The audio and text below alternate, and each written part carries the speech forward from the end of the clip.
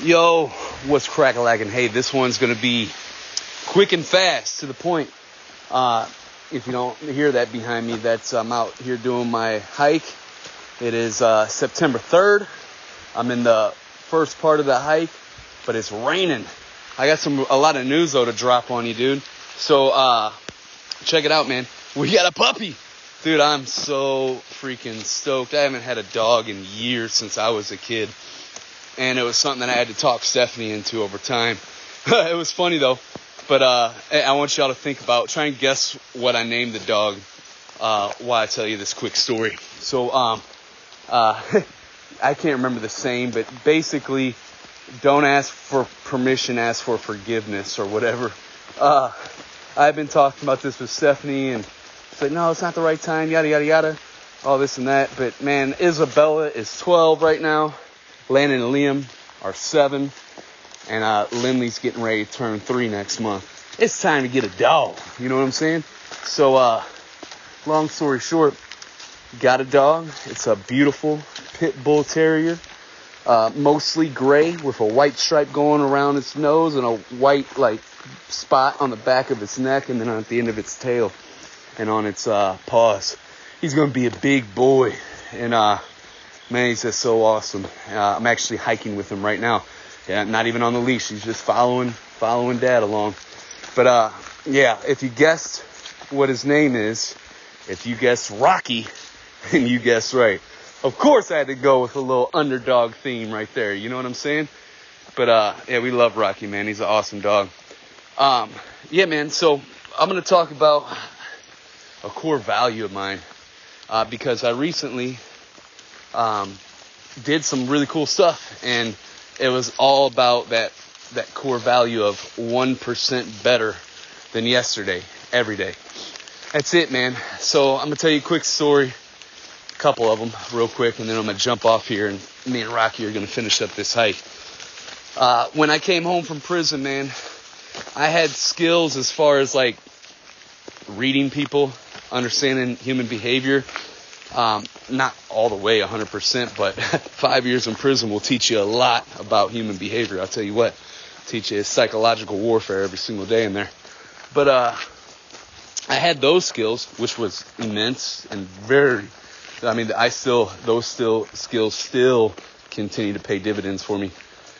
But I didn't have any skills as far as building a business, how to get it started, tech, because I had to do all that.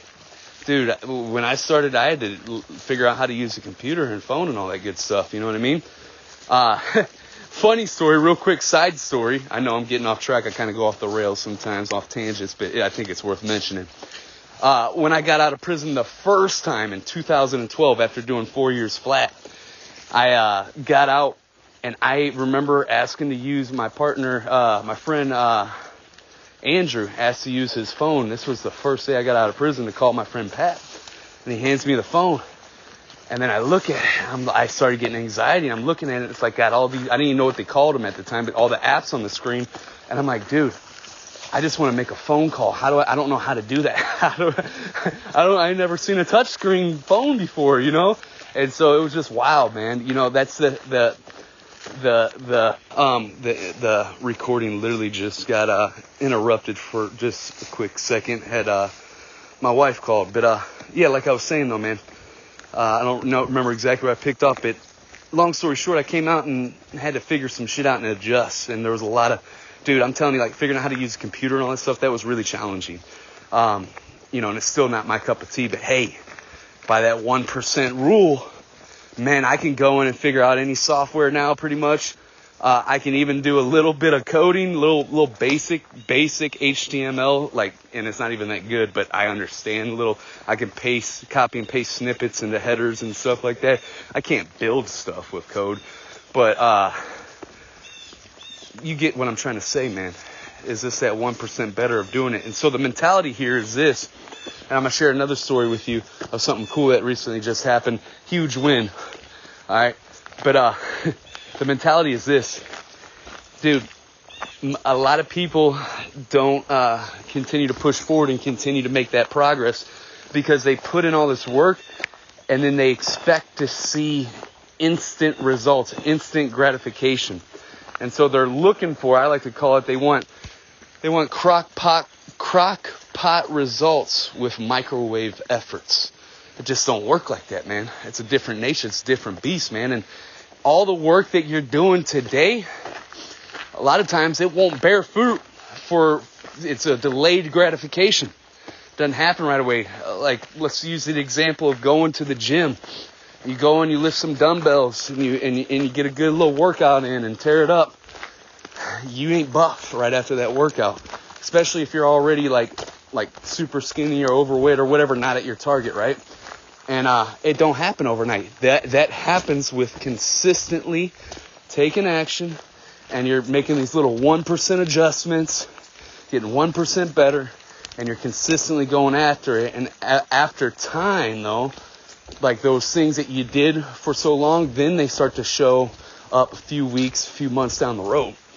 And so same thing here, man. A lot of people don't make it in business as entrepreneurs because they're expecting quick results, quick results. It don't happen like that, man. And so, and it can also feel like when you're getting started, like you have all these odds stacked against you, like they're insurmountable, and like everything, you got so much to try to break through, and it's like, damn, it's overwhelming. You don't know where to start, all this stuff. And here's the deal, man. You just got to pick up the hammer and start chipping away bit by bit. And always just focus on being 1% better. You don't have to make quantum leaps that day. You know what I'm saying? That's going to happen by this consistent action of 1% better. All right, man. That's a core value of mine that I live by. Here's the story, though, that just happened recently. And then I'm jumping off here. Yesterday, all right. Do you remember that first time you made that first sale in your business? Or the first time you ever sold something? Do you remember how you felt? Hell yeah, you do, man. It's like that that undeniable feeling of winning, of oozing confidence, of standing on top of the fucking hill and reigning supreme. Like, hell yeah. Like, it's a beautiful feeling, man. Dude, I sold a lot of shit in my life. I've been selling shit since I remember, since fucking kindergarten. And sold a lot of different shit. I sold shit for other companies. I sold shit for myself. I made a lot of sales in different areas. And every time I get that first sale, man, I tell you what, that first sale in a new thing, two things happen. Number one, it's usually for a relatively small amount. I'm talking about like $100 or less, maybe even less than that sometimes. Very small, right? It's that first one. That's number one. And number two is I'm still standing on that motherfucking hill, reigning supreme, feeling like a fucking boss, even if it's just for a couple cents, because it's real. And you know that you have the ability to sell it now. And you know it's real. It becomes tangible at that moment, man. And so it's a great fucking feeling. Well, dude, earlier this year, in May-ish of 2021, May or April, I started getting back into sports cards collecting. Specifically, I collect and invest in football cards. I'll get into my strategies later on. Matter of fact, I got a couple beasts that I connected with online that I like their stuff that I've been learning from their YouTube channels and whatnot. And I got them coming on the podcast, and I'm going to do a series of like maybe 3 or 4 episodes on investing in collecting cards. But yeah, man, I got back into that. And I wasn't selling anything. My philosophy, man, I'm just trying to collect right now on all. I want to collect, good Rams cards, because Rams are my team, obviously. That's my fucking squad, and I love them. But also, like, sure bet Hall of Famers, like banger cards, right? And I'm not necessarily looking to sell them right now. I want to hold on to them and wait till them to hit that Hall of Fame and then cash in and all that good stuff. But anyways, long story short, there's whenever you buy packs of cards, you also get like a bunch of like base cards. Base cards are like they're real common and not worth that much. I started getting rid of some of the cards that I don't want. I also learned that college jerseys, like if the rookie card has their college jersey on, once they come out with the pro jerseys, you know, because they're rookies, and then it takes them to start the season before Panini releases the pro jerseys, the college jerseys lose their value. A lot of them do. It goes way down after the pro jerseys are released, and I didn't know that until I learned it from this dude that's coming on the podcast here. So I was like, okay, well, let me get rid of these college jerseys then. And I was listing stuff, and last night I made my first sale for $5.04 or $5.08. And it was a Panini Prism Tom Brady draft picks card. It's a cool card. I paid 27 cents for it. Sold it for $5.08 and made a $4 and something profit. But ain't a lot of money, right? But it was fucking dope, dude. I was like, hell yeah, dude, it's real, dude. And like, I'm learning now, and I'm getting 1% better every day. Right now, I'm getting a lot more than 1% better every day because I'm still brand new to this stuff, and I'm learning a lot each day. But I keep on getting 1% better, and that's it. And I've been documenting what I'm doing with the cards. You know, that thing, besides the football cards, that's a hobby hustle for me. It's just like something I do for fun. And I'm really going to be really into it once my kids really get good at reading and writing and really get into football. Then I'm going to really be into it.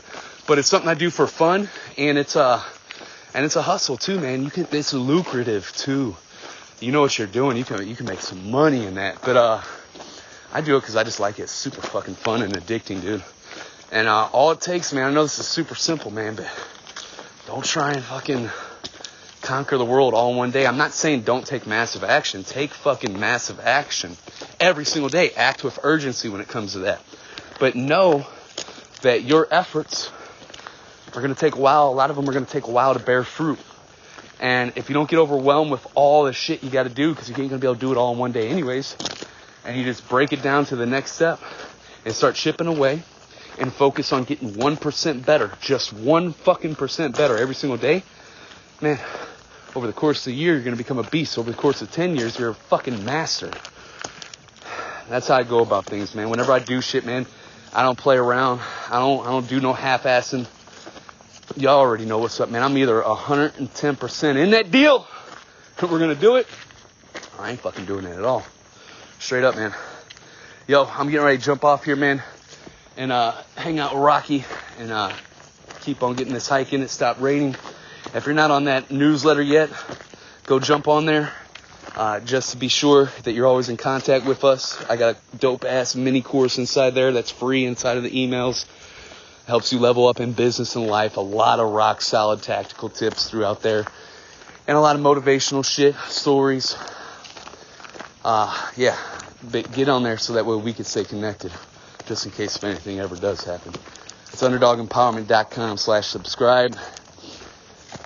You'll get notified, update every time I release new episodes like this. And then jump into the Facebook group. That's Underdog Empowerment Movement. It's on Facebook right now. If we ever do move out of there, because that's a very likely possibility, probably will happen here in a couple years, so I'm going to move it to its own little app. But you can go to underdogempowerment.com/subscribe. And that link will always redirect to wherever we're at hanging out. So make sure you go join that up. I'm looking forward to getting to know you on a more personal level. Man, our community's been growing and thriving. It's really cool. What's cool is I really get to jam with a lot of you that listen to this podcast in real life and shit. That's cool. That's the coolest shit ever. Like, cause then it makes it real. Cause when I first started, dude, it was wild. It was like, I'm just starting. And I was talking into a microphone. Didn't even know if anybody was listening. But then it started gaining traction. And then I started engaging with the audience and hanging out and making lifelong friends in the process. It's really fucking awesome. Yeah, go join that up. underdogempowerment.com/subscribe. That's for the newsletter. underdogempowerment.com/fam. That's for Rocky. Come here. He's a new pup. He's just scared or whatnot, so I got him off the leash. Yeah, you're fine though. But I'll catch you guys on the next episode, man. Talk soon.